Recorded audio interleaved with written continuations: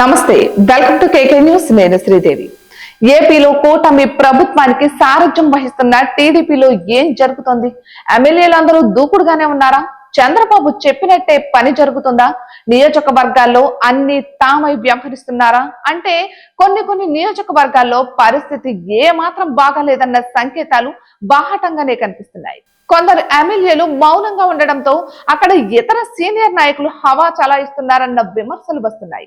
అయితే అన్ని నియోజకవర్గాల్లో కాకుండా కొన్నింటిలో ఈ పరిస్థితి నెలకొంది. మరికొన్ని నియోజకవర్గాల్లో వైసీపీ నేతల హవా నడుస్తుండడం గమనార్హం. అనంతపురం అర్బన్ నుండి గెలిచిన నాయకుడు ఒకరు, చక్రం తిప్పుతున్న నేత మరొకరు అన్నట్లుగా పరిస్థితి ఉంది. ఇక్కడ నుండి గత ఎన్నికల్లో దగ్గుపాటి వెంకటేశ్వర ప్రసాద్ విజయం దక్కించుకున్నారు. కానీ ఆయన హవా కొంత మేరకు మాత్రమే పనిచేస్తోంది. ఇక్కడ జేపీ వర్గమే మళ్లీ పుంజుకుందన్న సూచనలు వినిపిస్తున్నాయి. ఏ పని కావాలన్నా జేసీ సార్ చెప్పాలన్న మాట వినిపిస్తోంది. గత ఎన్నికల్లో దగ్గుపాటికి టికెట్ ఇస్తే జేసీ సహకరించిన విషయం తెలిసిందే.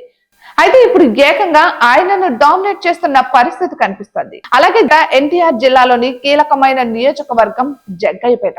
ఇక్కడ నుంచి శ్రీరామ్ రాజగోపాల ఉరఫ్ శ్రీరామ్ తాతయ్య విజయం దక్కించుకున్నారు. కానీ ఇక్కడ ఆయన ఆధిపత్యం పెద్దగా లేదు. సీనియర్ నాయకులు కొందరు ఇక్కడ అన్ని తామై పెత్తనం చేస్తున్నారన్న వాదన బలంగా వినిపిస్తోంది. ఇక ఆయన కూడా ఎవరిని ఎదిరించకుండా వారు చెప్పినట్టే నడుస్తున్నారు. ఇక దీంతో నియోజకవర్గంలో ఎమ్మెల్యేల పరిస్థితి డోలాయమానంలో పడింది. ఇక అదే సమయంలో అధిష్టానానికి అత్యంత సన్నిహితంగా ఉన్న నాయకులు ఇక్కడ పనులు చేసుకుంటూ పోతున్నారు. గత ఎన్నికల్లో ఇక్కడ టీడీపీ విజయం దక్కించుకుంది. టీడీపీ యువ నాయకుడు నజీర్ అహ్మద్ గెలుపు గుర్రమెక్కారు. కానీ అక్కడ కూడా ఆయన మాట ఎక్కడా వినిపించదు. గత ఎన్నికల్లో ఓడిపోయిన వైసీపీ నాయకుడు ముస్తాఫ్ షేక్ ఆయన కుమార్తె చక్రం తిప్పుతున్నారు.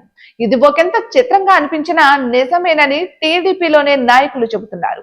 పైగా వారితో నజీర్ కూడా చేతులు కలిపారన్న వాదన కూడా వినిపిస్తోంది. ఇక తొలిసారి ఎమ్మెల్యే కావడంతో సీనియర్ల సలహాలు తీసుకుంటున్నానని ఆయన చెబుతున్న టీడీపీ నేతలను ఎందుకు అడగడం లేదన్న చర్చ మొదలైంది. ఇటువంటి మరెన్నో వీడియోస్ కోసం కేకే న్యూస్ తెలుగు ఛానల్ ని సబ్స్క్రైబ్ చేసుకోండి.